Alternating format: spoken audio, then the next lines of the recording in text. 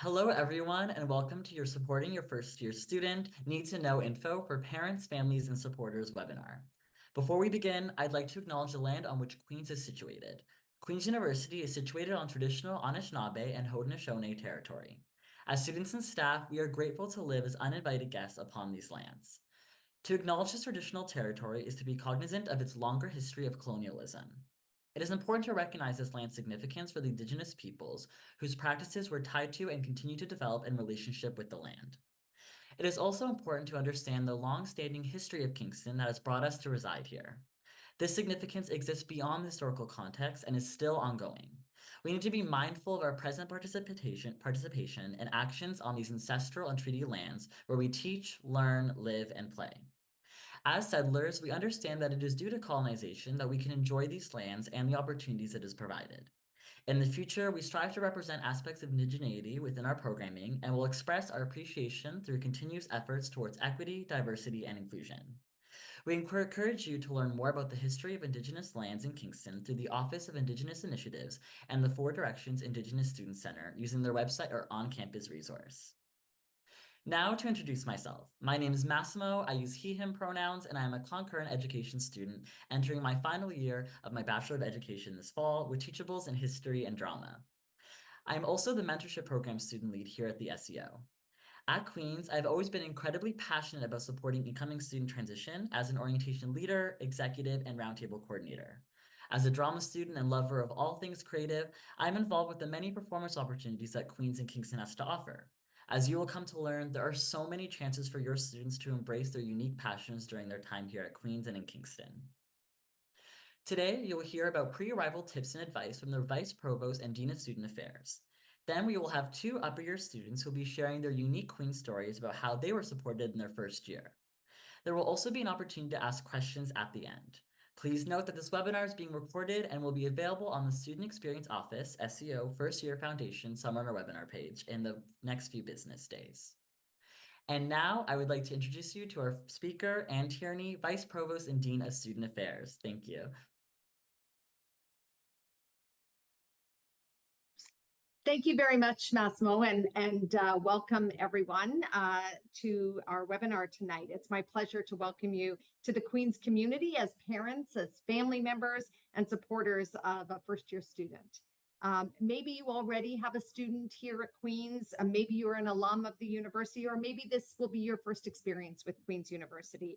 But in whatever ways you're connected to our community, you're here with us at a really exciting time in the life of your student. I wanted to take a minute or two to share some information and advice about your students' transition to university and to Queens and how we can work with you to make sure that they have an outstanding experience academically and socially here at Queens. I do know something of what you are experiencing right now and what the first year move-in, drop-off, and transition process is like. Some of you who may have attended our summer orientation program in July will have heard me say that I was a university parent for more than a decade. I have 3 children who among them have all finished 8 degrees. And I think for now, I'm done being a university parent. I have moved my own children into residences and various off-campus houses at schools, several universities in multiple provinces, countries. And I know that it is a day and a time of mixed emotion, a lot of pride, a lot of excitement, and a little bit of sadness and worry as well. I know that you're probably going to miss them a lot this fall, but I can tell you as a parent that after that first long summer back after first year, you might be counting the days until they go back to school.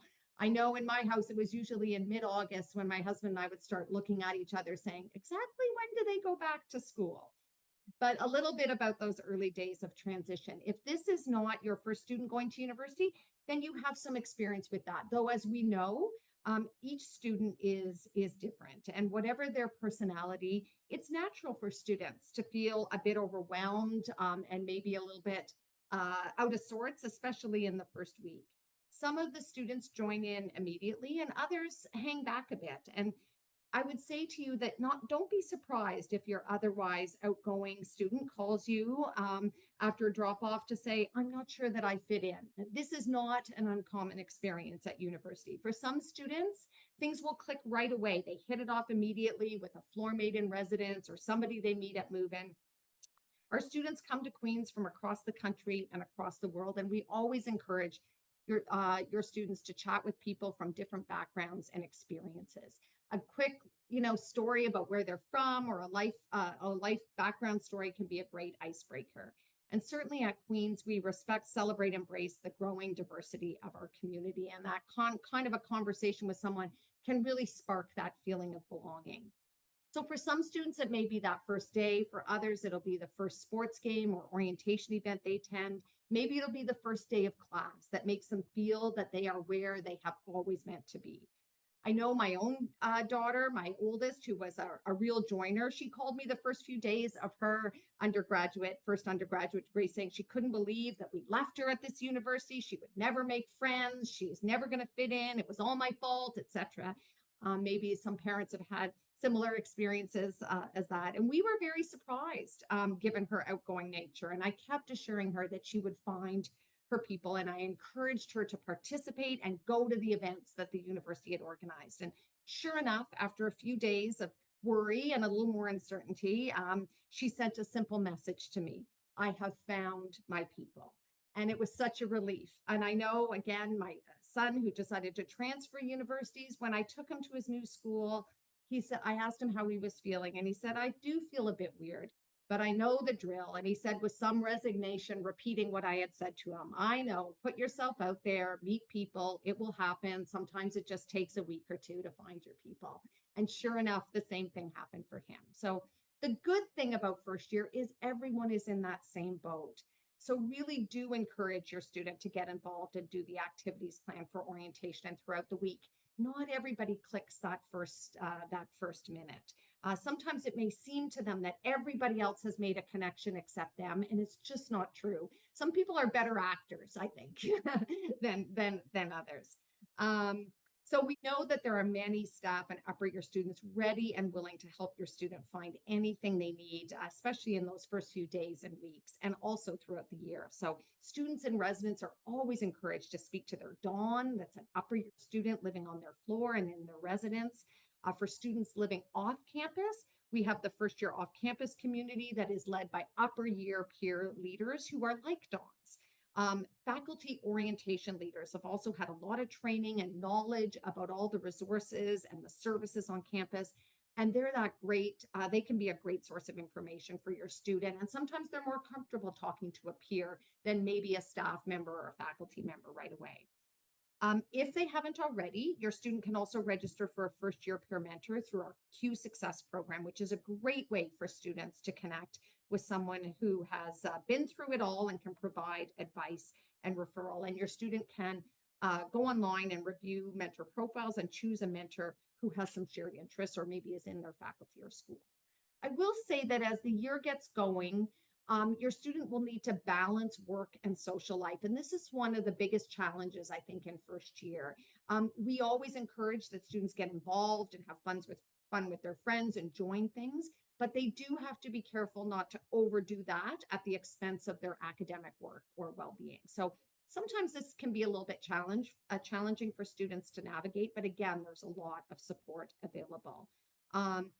You may have heard me again, if you heard me talk at summer orientation, you may recall I suggested that it's always good to have another round of conversations with your student before they come to university about being thoughtful and careful about their choices in this new independent life, choices around their behavior, around safety, around relationships, around sex and consent, around alcohol and drugs. We want your student to have fun and make connections, and we want them to be safe, respectful, and true to themselves as they get involved and get to know people and make that adjustment to what is largely a much more unstructured and unregulated environment than they may be used to at home. I want to note something specifically about sexual violence. The issue of consent and sexual violence is is a topic of great importance to the entire Queens community, as well as our upper year student leaders. We take this very seriously, and our first year students are required to complete an online learning program before the start of term that is called It Takes All of Us. They will have received a few emails about it by now. It is an online module that covers sexual violence, sexual consent, bystander intervention, and supporting survivors. So please ask your student if they have completed this relatively short program. It may be a good conversation starter as well. So let's talk a bit about academic transition. University academic work is different than high school. There is an increase in both the quality and the quantity of work that is expected. And students sometimes who are used to getting great marks, and certainly all of our students who come here are very accomplished. But no matter how hard they worked in high school and finished with a strong average, they may experience some lower than expected marks when they come to university. And you, as parents and supporters, can help them understand that this can happen and that that is part of the process, and learning this new way of learning and writing and assessment, and that that in and of itself is a process that takes some time. Certainly, you can help them distinguish between disappointment and devastation when they get maybe a mark that they didn't expect, and help them build that kind of resiliency. Again, referring them back maybe to some of the services and programs that we have on campus that can help them if they have experienced any early academic challenges. I always tell parents to encourage your student to go to every class and to go to their instructor's office hours early in the term, introduce themselves, ask a question, make that connection. Professors are often really wanting to hear from students early on, and really students should not hesitate to ask for help. I know it can be intimidating, but professors are used to working with first year students. They know they're going to come in and maybe just say, you know, wow, I'm struggling a bit with that first assignment. They don't have to have a really deep and well thought out, crafted question in order to go to office hours. They can just go and say, I think I need some help. I think I'm struggling a bit with this. Professors are very open to that. So again, accessing the support that is available, we have an amazing student academic success service that can help with writing support, how to write your first exam, how to manage all of your different assignments. It's a great resource for students. There's academic advisors in every faculty and school. There's career workshops that can help students connect their academic learning to maybe where their career pursuits are. And we have an extensive student wellness services that has health promotion and stress management workshops, as well as individual appointments for students who may need some counseling or extra support. So please, when in doubt, encourage your student to reach out for support. It is there and it is available for them. Athletics and recreation can be a great place for students to spend some time. Intramurals, going to the gym. We know the connection between physical well-being and mental well-being is really important. And so there is a tricolor open house the first week of classes, which is a great opportunity for students to learn about all the rec programming and student clubs and groups on campus. We have a range of services such as the Four Directions Indigenous Student Center, International Center, the Yellow House for Equity and Inclusion, all that offer safe and welcoming spaces for students. So please, as parents, encourage your student to access spaces and services whenever they need to be feel that they need some support. Please, they don't need to wait for a big crisis or something really that they think is bad enough to go for support. They can go anytime and walk in and ask for some help and support. Sometimes it's much earlier to deal with something that's a small problem as opposed to something that can become a big problem later. Certainly, we have a parent email, parents@queensu.ca, if you need any help finding services for your student.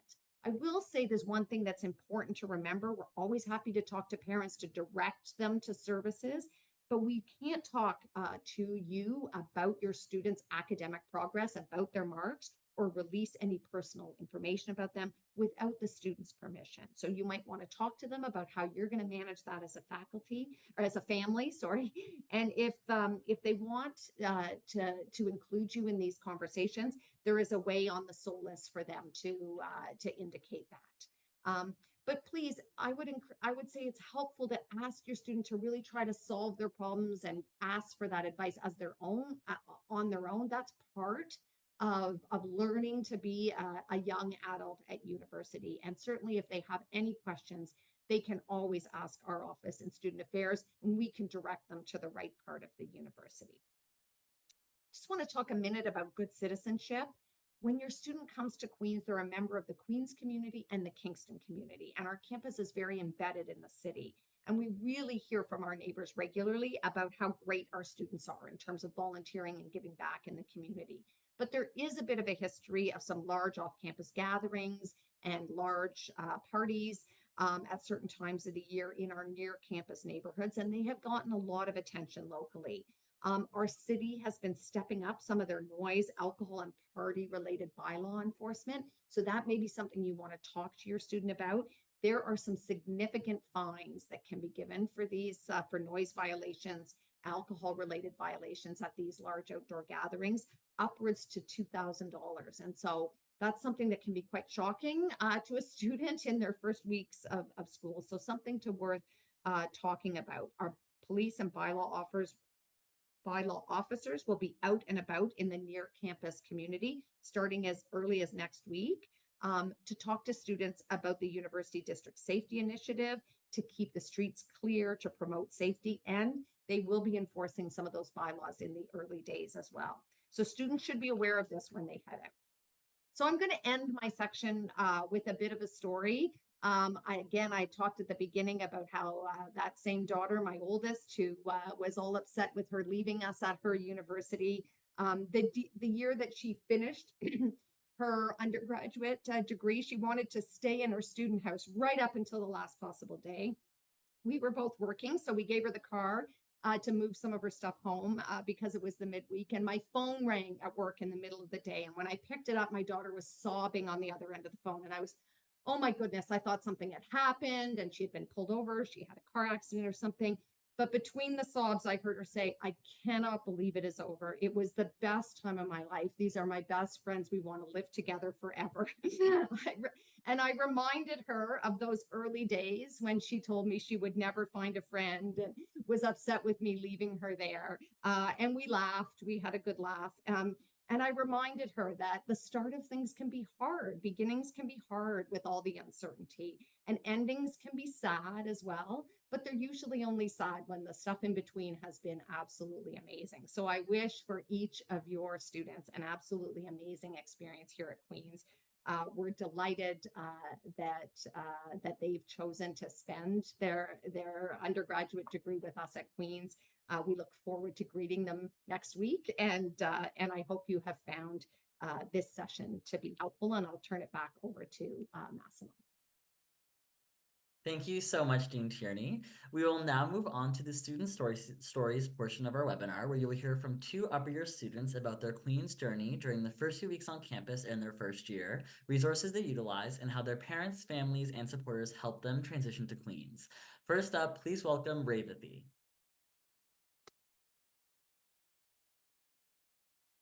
Hi everyone, my name is Revathi and my pronouns are she, her, and I'm going into my fourth year of health sciences. I'm the development program student lead at the SEO, and I'm just gonna talk a little bit about my first year experience. So moving into my first year was not like everyone else's traditional experience. I spent my first year at Bader, which is Queen's international campus in the UK. This means I packed my entire life into two 50-pound suitcases and moved away into my new temporary home without any of my family. Coming from a close-knit family like mine, it was a difficult transition at first, but I really enjoyed my freedom. It was also very comforting to know that everyone around me was going through similar emotions. And also, my student life coordinators were a great support. I was in a new environment, but I didn't feel lonely. Although I know none of our incoming students would be moving to an international campus this year, I know that many family members and supporters might not be able to come to help with move in. And although they were far, I felt my family support from encouraging texts and calls. My biggest piece of advice for move in is organized packing. What I mean by this is to organize all the back to school items at home and pack them in packing cubes or sections. You won't have too much space to unpack in your dorm room, so it's really helpful and efficient as if everything was organized before unpacking. I did something similar and found my unpacking experience to be really smooth. I didn't have anyone to help me, so the organizing my parents and I did at home before my flight really, really made a difference. The first couple of weeks on campus, I encourage every student to explore every part of campus they can. Soon, the campus and its buildings will become very familiar, but the initial thrill of exploring these new areas is such a unique feeling, and you will not get that back. As I mentioned earlier, I was very far from my family and supporters during my move to Queens. So there was a system my parents and I implemented to give both them and me a little support and comfort. So what we did is we set up consistent times to call. We tried to find a time or times where time zones and work schedules lined up and consistently called. Even if it was less than 5 minutes and just a few words, the consistency really brought me comfort. No matter what I was doing or how I was feeling, I could always count on those calls. Sometimes a call would just be, hey, I can't really talk right now. I'm doing blank. But my parents also felt the comfort that there was still a connection between us despite the distance. My biggest resource my first few weeks of university and still to this day is Instagram.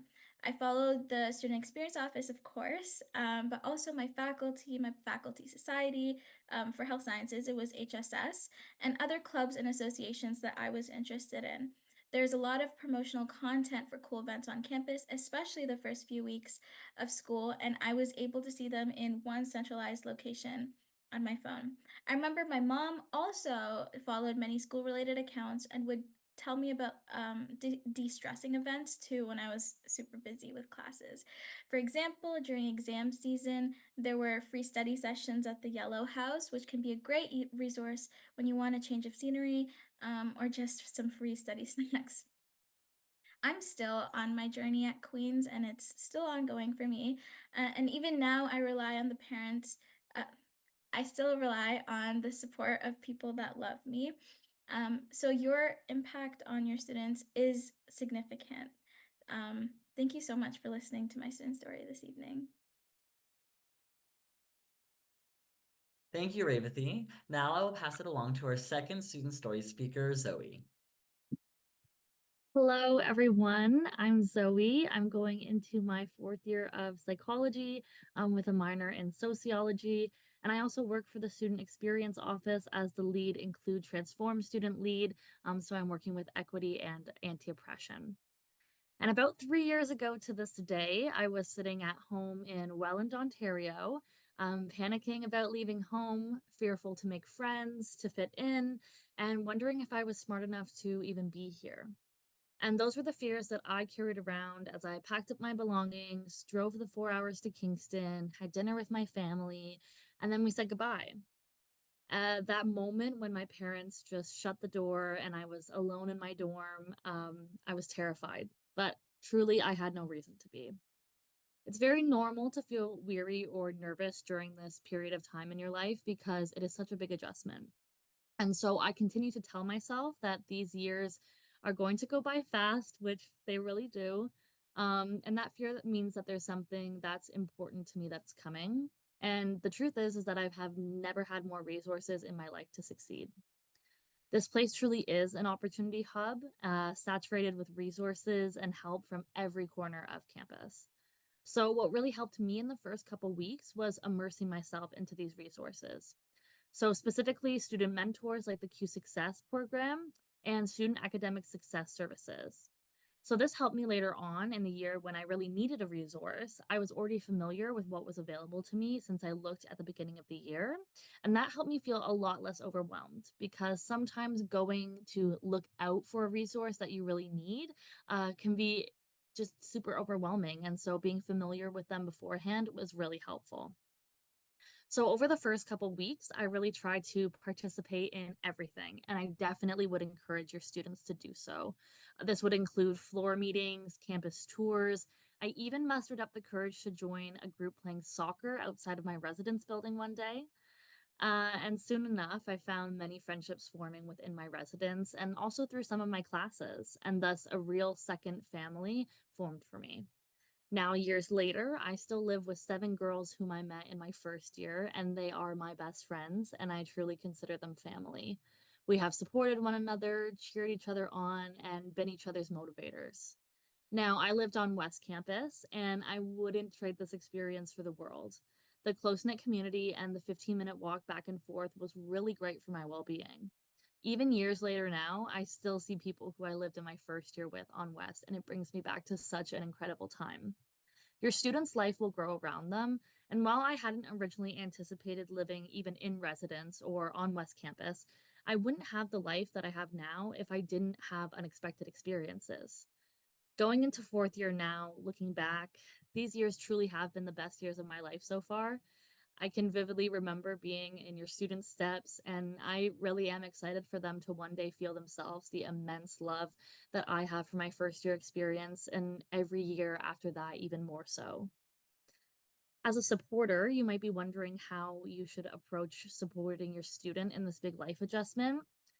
And for me, what I can say is that I really appreciated my mom and my dad sitting me down and asking me qualifying questions about my experience before I had even left. So before I left, they assessed my fears, sat me down, asked me about, the main kinds of concerns that I was having.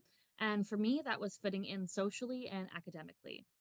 So this was great for them because they knew what to keep an eye out for in terms of when I would be feeling very stressed or overwhelmed. So when I called my parents and told them about an experience I had, like meeting a new friend or making it to class, they could see how it felt from my eyes when thinking about my fears. They understood why participating in class was so scary, yet so important for me at the same time. And they encouraged me based on facing my fears and following my goals. So it felt really great to have support in this way because I felt very seen and I felt very heard. When I called them freaking out about how nobody had moved in beside me yet, they could see the depths of my fears and worries about making. I would recommend sitting down with your student and having an open conversation about what their fears are for entering this new chapter and what their hopes are, so that you can help cheer them on and support them more specifically. For example, if you know that they are worried about academics, worried about classes, then you can help direct them to resources like student academic success services, even if they might be shy to try it. Sometimes we just need to hear from someone else that it's okay to ask for help and that it's okay to have these fears so we can feel confident to chase our goals. All in all, just having an informed listening ear helped me extensively throughout my transition to university, and this would be my biggest piece of advice to any supporter. I really do believe your students are going to have the time of their lives here, just as I am. I have found a passion for research and psychology, defined various career and future goals. I love working at the university. I've made lifelong friends. But most importantly, I'm very proud to be who I am today because of my experiences here at Queen's that have shaped me. And I'm very confident that your students will feel that too. And so thank you so much for listening to me today. Thank you, Revathi and Zoe, for sharing your Queen stories. I'm going to pass it back to Anne to talk about a few final pieces before we go into the Q&A portion of the webinar. Thank you so much, Massimo. And I just want to share with everyone on this webinar how amazing our students are, because I was supposed to cover these slides at the end of my session and they seamlessly covered for me and went right to the next session. And that just is I think that illustrates how amazing our students are. They're running the whole show here, and I'm the one who missed my spot in the page. So I really did want to take a minute to share some of these resource information and ways to connect with us. Again, we're going to put this information up at the end so that so don't worry if you miss anything. So there's some key resources here that some of which we talked about. There's a QR code so that you can scan that and see the next steps checklist and all the summer webinar recordings. And so all of these links are on our student and parent resource page as well on our website. I want to tell you a minute about our info tent that we're going to have on at move-in day. Our staff, you can see from last year, we're going to be available right at the heart of campus there on Saturday, August 31st as part of Residents Move-In. We're going to be right at the corner of University and Union Street from 10 in the morning to 3:30 in the afternoon. So after you move your student into their residence, take a walk around, stop by, ask us any questions, anything about financial aid, fees, wellness, accessibility, food, anything at all. We're going to have staff from the registrar's office there on site who can refer you to the right place or ask you any questions, answer any questions you might have. We know it's a Saturday, so it's helpful to have some people from our offices there so that you can actually chat with them who wouldn't otherwise be around on a Saturday. And we'd love to meet you in person. Can also have a picture taken. We have great signs, etc. Also, just want to spend a second talking about how to connect. There's our parent, family, and supporter webpage. You can also subscribe to our newsletter, our monthly e-newsletter called the Pulse, and you can subscribe to that. Residence also has a parent and family newsletter, the Connection, Residence Connection, and I would encourage you to subscribe to that as well. I mentioned before our dedicated parent email. Any questions you can send there. We have a parent webpage, and you can also follow Student Affairs on Instagram or you can follow me on X, and we are here to help, absolutely. And so now back to Massimo again. Thank you. Thank you so much, Dean Tierney. So we'll now move on to the Q&A portion of our webinar. If you have a question you would like to ask, please use the Q&A portion at the bottom of your screen. And we have staff on the back end typing answers to specific questions, and we'll also try to answer as many general questions as we can live here with Dean Tierney, Zoe, Revathi, and myself. All right, so we have lots of questions coming in, and many are about residents, such as when will fees be posted, when will we get move-in details, what to bring, where to buy things, where to store things in residence, and do you want to start with some of the big practical questions, and then Revathi can answer about what to pack? Sure, great. So residence fees have now been posted to your student's Solus account, so you should be able to see them. There'd only be a couple of exceptions of where they may not have been posted, but the vast majority of students will have their fees posted already. The residence fall fees are due on August 31st, and fall tuition and fees are due on September 1st. If your student is receiving OSAP, they have until September 30th to pay their tuition. And residence tuition and residence fees will be due in January. Also, I really want to mention that your student will be getting if they're living in residence, they're going to be getting a detailed move-in email from residents midway through next week, August 28th, 29th, with their specific driving route and check-in information for either August 30th or August 31st, depending on their move-in slot. I cannot stress enough how important it is to follow the directions on their individual directions that they're given. As some of the roads are closed and some of the roads will be redirected to facilitate move-in. And so the individual instructions to get to your move-in are the ones you need to follow. Don't just plug it into your GPS or your phone and follow those. So very important. We know that many families want to shop after moving their student into residence, maybe pick up a few things that they didn't bring with them. And I want to assure you, especially those people who are coming from far away and may not be familiar with Kingston, that Kingston has a lot of the big stores that you might be looking for in terms like a Walmart, a Costco, a Jessic, a Canadian Tire, a Bay, Home Depot, etc. You can get fans and mini fridges and things like that. I just wanted to let you know those stores are around within a 10-kilometer radius of the Queen's campus. We also always get questions about storage space, as Massimo mentioned, and sometimes it seems that students want to bring sports equipment, etc. There may be room for some storage under their bed, and you may want to see if your student's bed can be one of the beds that can take bed risers so that you can facilitate more storage room under it. And the storage in any individual room really depends on the building and the room they're in because it varies quite a bit from building to building. But we don't have a separate storage for things for students in the residence. So all the storage has to be managed within their rooms. And so that, I think I'm going to turn it to Revathi now. Hi, so I'm just going to go over a couple of things to maybe pack. If you did not know, we did host a residence move-in webinar on August 8th, which reviewed what to pack and what not to bring. If you didn't get a chance to attend that, or if you don't remember a lot of the points made. A recording of that webinar is on the residence website and Student Experience Office summer webinar webpage. You can learn about what linens to bring, what type of router your student will need, and about how the move-in process works. You can always check the residence website for more information, and if you have any other questions about residence, you can contact them at reslife@queensu.ca. My personal piece of advice would be to bring packing cubes. I mentioned them earlier in my story, but it really helped me to have my things separated into, for example, shower essentials, stationery, first aid items, etc. It made unpacking really, really efficient for me. Thank you so much, Dean Tierney and Revathi. Those are some really good things to keep in mind. The next question here is, when will students receive their student ID and how? Dean Tierney, do you want to take this one? Sure. So all students will have received several emails over the summer prompting them to upload their photo to their Solus account for their student ID. And students and residents had to upload their photo before being able to pick their move-in time. So all students and residents who have uploaded their photo will be able to pick up their student card on move-in day with their keys when they check in. And students who are in our first year off-campus community have been provided with information and emails that they can pick up their cards on Tuesday, September 3rd from 9 a.m. to 2 p.m. in the main gym in the Athletics and Recreation Center, which is the Earl Street entrance. The photo ID card is very important because it gives your student access to the meal plan, entry into the gyms. It's needed for exams, etc. So it's an important card and they need to get it.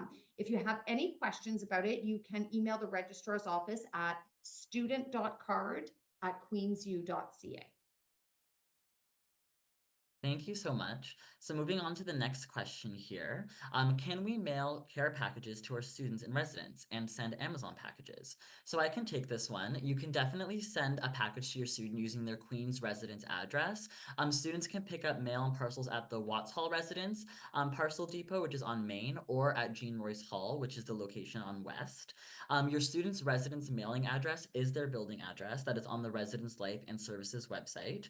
It's really important that you include your student's name and student number when mailing parcels so that they can be properly traced to your student.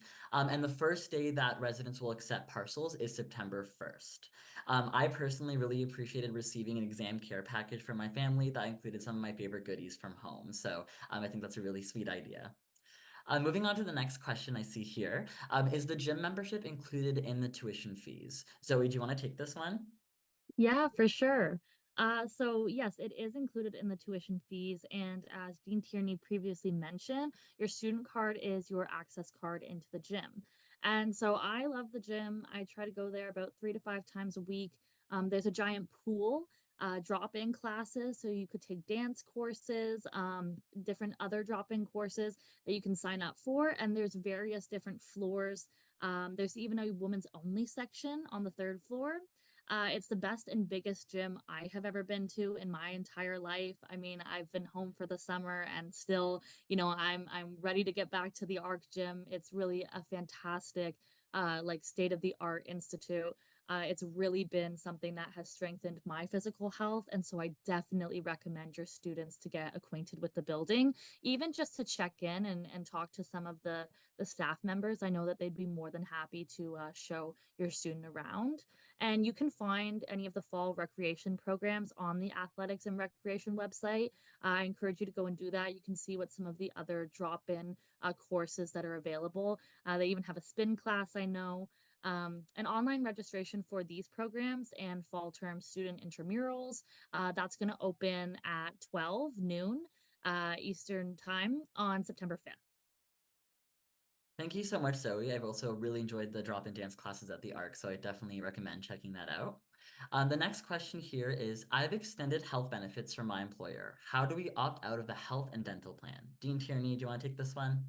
Sure. Great question. So you can opt out of the AMS health and dental plan with proof of having another equivalent plan coverage. So that's another supplementary or extended health benefit plan, often provided by a parent's employer. So that doesn't include just having, basic OHIP or UHIP. So the opt out or the change of coverage period is between September 3rd and September 29th. So there's that period of time that you have to do it in. More details are available on the AMS website. So the AMS, or the Alma Mater Society, which is our student government, they are the ones who run this program. Their website, myams.org, is where you can find out information about it. And once your opt-out gets processed, then the fees listed on your SOLAS account get adjusted. Thank you, Dean Tierney. So the next question is, my student is living on West Campus. How easy is it to travel between Main and West Campus? Do buses run late into the evening? Zoe, I'll pass this one to you as someone who's lived on West Campus. Yeah, thanks. And I had a fantastic time going back and forth, honestly, between West Campus. It's very easy to travel. So from the edge of West Campus to the edge of Main Campus, you're looking at about a 15-minute walk. And so I took advantage of that by using that time to call my parents or to check in with my family. It's a really great way to get exercise. And then I also really took advantage of the busing system. So a bus pass is part of the student fees. Students just need to show their student card. So again, that student card is access to so many things. And Kingston Transit is fantastic. It has express routes from Main to West Campus. You can take the 1, 2, and the 3 from West to Main Campus, and that's what I took every single morning and every single evening. The buses do run late, so the later buses, they will go just past 11 o'clock. And then they will start up early again in the morning and around 6 a.m. So you only have a couple hours in which the buses aren't operating, but for those hours, there is a walk home. This is something that Queens provides. It's a safe walk service that provides Queens students with a safe, friendly, and comfortable way to travel at night. So these are anonymous, confidential, and discreet walks anywhere within a 2-kilometer radius of Main Campus, which is where majority of students reside, and that includes West Campus. And so they will even come on the bus with you. They will do a silent walk, and it's a buddy system. So you have 2 walk home buddies who are going to come and walk home with you. I think this is a really great resource, especially for students on West Campus. If you do want to get your late walk home from the library, you can just call over Walk Home, which is just situated in the Queen's Center by the Arc, and they will just grab 2 of their friends to come down and walk with you. So it's really a great system, but definitely there's nothing to be worried about in terms of commuting back and forth from West Campus. Thank you so much, Zoe. And yeah, Welcome sounds like a great service for students to utilize, especially on West Campus. The next question here is, do students need to have their textbooks for the first day of class? Where do they find a list of what textbooks they need? Revathi, can you take this one? Yes, absolutely. So classes start Tuesday, September 3rd, just after Labor Day, after a few days of fall orientation activities. When classes begin, professors will provide students with a course syllabus, which details everything they need to know about the class, including which textbooks are required, what assignments are due, and how much each assignment or exam is worth. You can find this in your on cue. I recommend students wait until they hear from their professors about buying textbooks before they try to buy them. Readings are typically not assigned until week 2 or 3 of classes, so there will be time for you to purchase a textbook if necessary. Textbooks can be purchased from the Queen's Bookstore, or you can check social media for upper year students selling used copies. Students should make sure the version that they buy is the correct one if buying used. Um, Again, all the details will be provided in the course syllabus. But on the Queen's Bookstore website, students can find textbooks by class. But again, I recommend that your student waits until after their first class to begin looking for textbooks to purchase. Thank you, Revathi. So I see a question here about RESPs. This person asks, how do I access the form I need to withdraw funds from our RESP? Dean Tierney, would you like to take this one? Sure. So the student can download the verification of enrollment form that's right on their SOLAS account. So you don't need any signatures. That form is the document that your RESP company or your bank will need. There are step-by-step instructions on the Registrar of Financial Aid Services website. And if you go to the resources section of the website, it's under the tab that is forms, and you will find it. So it's a verification of enrollment form. Thank you, Dean Tierney. The next question here says, any tips on using the meal plan to get the most out of it? Zoe, I'll pass it to you. Yeah, for sure. Okay, so for the meal plan, you get 19 weekly meals. And the way that I split that up, which is, by the way, more than enough food, I had leftovers all the time. The way that I split it up was I would do 3 meals Monday to Friday. So that's 15 altogether. And then you're left with four. So I would do two meals on the weekend. I would get up and do a brunch. The West Campus brunch is delicious. So I would do a brunch and a dinner. And then throughout the week, I want all three of my meals. And what you get in with that is there's obviously the dining halls. You just swipe your card, but there's also 200 trade meals at retail food locations on campus, and these expire at the end of the year. And so, what I really like about the trade meals is that it gives you the flexibility to eat across campus to fit your daily schedule. So, what that would look like for me is I would organize using the dining halls when I had more time so I could make the most out of this all you care to eat kind of process, such as going for dinner. I would spend most of my dinners at the dining halls, and then I would use my TAMs during the day in between classes. We have an app that allows for mobile ordering, so that's really handy to get up in the morning and place a mobile order for breakfast. And you can order that ahead and pick up breakfast on the way to or from classes. So that's a really great idea. There's another component to this. You get $145 of flex money.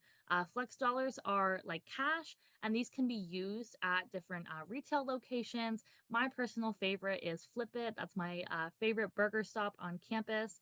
And so the flex transfers over to the next year, and actually, you as parents and supporters can add flex money to your students' cards. And so, what I would try and what I would definitely advise all students to do is to try not to use your flex money if you still have TAMs left over, because flex money carries over into the next year. So, going into my fourth year, I still have some flex dollars from differing years. However, TAMs are going to expire at the end of the year. So, these trade meals where you can go to Pita Pit or you can go to Tim Hortons and you can get these meals, I really would recommend making the most out of them. Try some different restaurants and try some different food that maybe you have never seen before, or maybe you've been too nervous to try. The dining halls and the TAMs really, really, really are a great experience. The nutrition's fantastic. So I would definitely recommend trying to find out what's going to work best for your student in order to organize this, because there are a lot of options and there's something for every student. Thank you so much, Zoe. I'm also a huge fan of the mobile ordering app. Another question about meal plans here. When does the meal plan start for students living in residence? And can students living off campus get a meal plan? Dean Tierney, I'll pass it back to you. Sure. So the dining hall will be open for dinner. Dining halls will be open for dinner on Saturday, August 31st. So students will be instructed on the locations and time at move-in. And if your student is moving into residence before August 31st, there are retail food outlets open on campus, and the details are posted on the Hospitality Services What's Open Now webpage.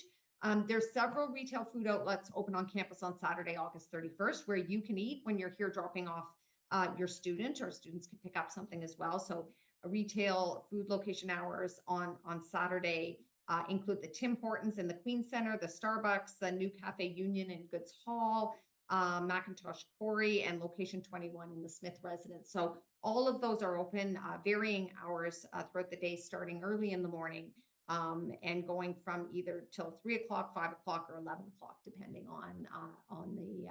on the particular retail outlet.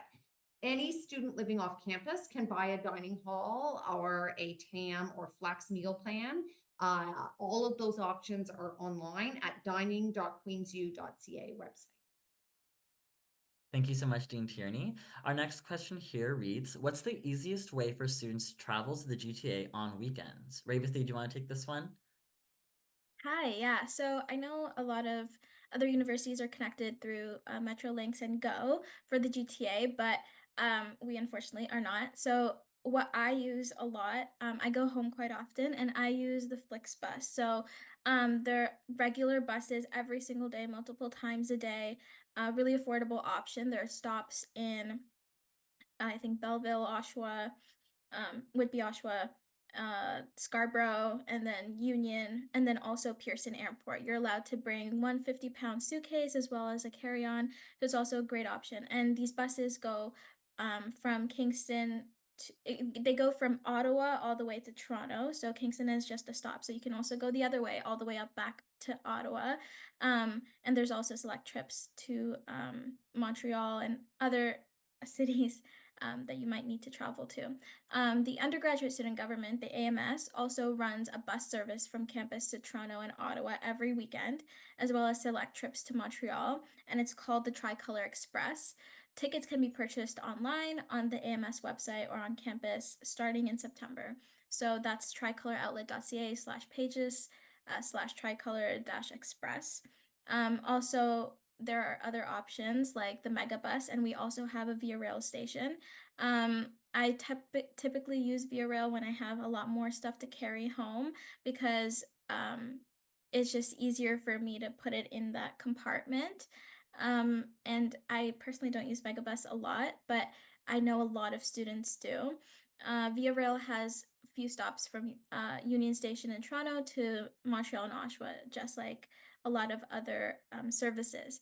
And Via Rail also has points that you can collect and you can redeem for free rides. So that's also a great option. Thank you, Revathi. So many great options. I myself am taking a megabus tomorrow, so that's exciting. The next question here is, my student has questions about courses and the requirements for their degree. Who should they reach out to?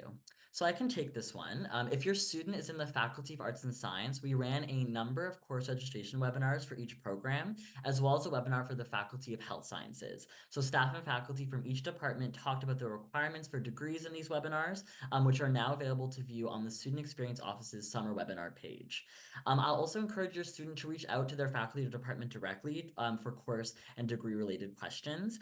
Faculties also offer academic advising to support your student in progressing through their degree or program, so they can make an appointment at any time throughout their time here at Queen's. And they can reach out and book an appointment with an academic advisor through their faculty website. The next question is it too late to apply for financial aid? Dean Tierney, I'll pass it to you. Not at all. Please, it's not too late. You can go to the Registrar on Financial Aid Services website. There are a lot of options, or you can connect with a Student Awards staff member through their website. And there's also one-on-one advising available for students. Once they're here, if they want to sit down with a financial aid advisor who can help them understand have they applied for all the things that they're eligible for, what else might be available. And importantly, staff from Student Awards are going to be at our tent that I talked about at the corner of University and Union on August 31st. So that might be a great opportunity for you to pop by and ask them any questions you might have. Thank you so much, Dean Tierney. The next question here is, what academic supports does Queen's offer if my student is struggling with their courses? I'll pass it back to you, Dean Tierney, to start. Great. So really, I mentioned before the Student Academic Success Service. It's really the place to go for academic skills and learning strategy support. And please, it's not remedial. I always tell students, we admit great students to this university. It's about helping students who are already really strong students be successful in this new learning environment, being proactive and get the strategies in place that will help them with time management and adjusting to those different expectations. So please encourage your student to sign up for one of their workshops or book a one-on-one appointment. They also have a lot of online resources, a series of modules that are really focused on academic preparation called Academics 101, and they're specifically developed for first-year students. Thank you. Yeah, there's also a lot of faculty-specific support, so peer-to-peer tutoring. When your students arrive on campus, it'll be orientation time, and so utilizing their orientation leaders as a great resource and for your students who have been on campus and have taken many classes is another great opportunity. As Dean Tierney mentioned, professors are very approachable in office hours as well as TAs, and so that's a great opportunity to bring any questions, or even if you don't have a specific or tailored question yet and you just want to talk through content, office hours and approaching your professors is a great option. I'd also definitely want to shout out the Key Success Mentorship Program. And so this is the first year mentorship program where first years are matched with an upper year that supports them throughout the entirety of their first year. And so it's largely a self-matching process. And so first year students can self-match with an upper year with like-minded experiences and interests. And often we see this being matched on the basis of the same program. And so asking specific questions about courses and academics that are relevant to that individual's program.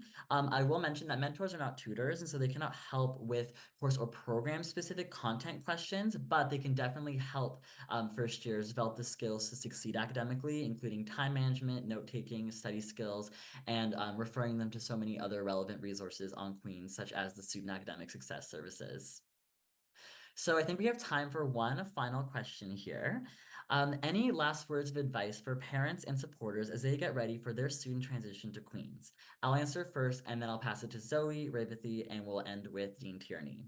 So for myself, I would say that a text or a phone call does go a long way. Even though I may not be able to answer or respond right away when my parents call me, knowing that they're both, a message or a call away during a period of transition was super helpful and continues to be helpful throughout my time here at Queen's. I love to call my mom in between classes or my way to and from work here at the university. It's just a really great way where I feel best supported by my supporters.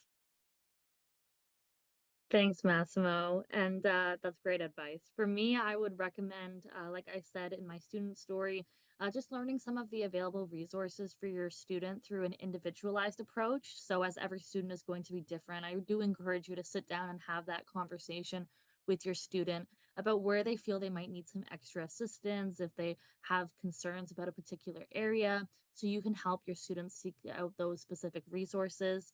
For example, if they're worried about academics, straight from the get-go, I would definitely recommend Student Academic Success Services, looking at peer writing assistants. I was a peer writing assistant in my second year, and I will never stop recommending them. They're awesome. Thank you guys. So my piece of advice would be to encourage your student as much as possible. So not only in their academics, but outside of that too. Whether it's encouraging them to step outside of their dorm and try to meet new people, try new food in the dining hall or anything else. It's so comforting to know that people are on your side. Um, it also really helps me remind me that I'm more than just a student because for me personally, school can get a little overwhelming. So I really rely on the support of my family. Okay, so here's from the parent and maybe what I've learned, and it really, in some ways, it picks up on what Revathi said. Um, I learned from my children when they went to university that, they didn't want me to just text them and ask them like, how's school? How's school? How was the assignment? Did you get that assignment in today? Like, did you get your mark back on that assignment? Um, or stressed about it, and maybe it didn't go well. And I learned a lot of this from my husband. I would sometimes say to him, like, I haven't heard from Cal about how that assignment went, and I haven't heard from him, and have you heard from him? And he would say no, and then I'd say, well, can you text him? And then he would text him something like, did you see the game tonight? And I'd be like, how's that helping to find out about the assignment? He goes, just wait, just wait. And so they would chat about the game, and they chat about the game, and back and forth and back and forth. And eventually he would say, oh, by the way, I got this thing back, and this is how I did. And so I learned from them, and from Dave, that, back to what was said about being a whole person and a whole student and the whole experience they're having. They do want to connect, but they don't sometimes always want to talk about school and nothing about but school and schoolwork. And so that was a big learning for me that helped. So whether it's sports or movies or some other way that you've connected, sometimes that's the way to start a conversation, and the other stuff might come out at the end of that conversation. And so that was something that was really important for me to learn as a parent, and I think made my university age students then more willing and able to open up about some of the other stressors that they were having. So just a thought. Thank you so much, Dean Tierney, and thanks to all of our hosts. So we recognize that we may have not answered all of your questions, so we do encourage you to contact the Office of the Vice Provost or the Student Experience Office, the email and phone number of which you can now see on your screen. If your student is looking for ways to meet their peers, we highly encourage them to join Rafter, the digital community platform exclusively for first-year students. On the app, they will learn about upcoming socials during the fall semester, connect with their peers, and stay updated with important information, tips, and advice to help them navigate their first year here at Queen's. If your student has not yet activated their account, please encourage them to check their Queen's U email. A recording of this webinar will be made available within the next few business days on the Student Experience Office website. Thanks again to Dean Tierney, Zoe, and Revathi for their time and everyone for tuning in this evening. We hope you have a great rest of your evening, and we look forward to seeing you and your students on campus in a few weeks. Thanks again, everyone. Have a good night.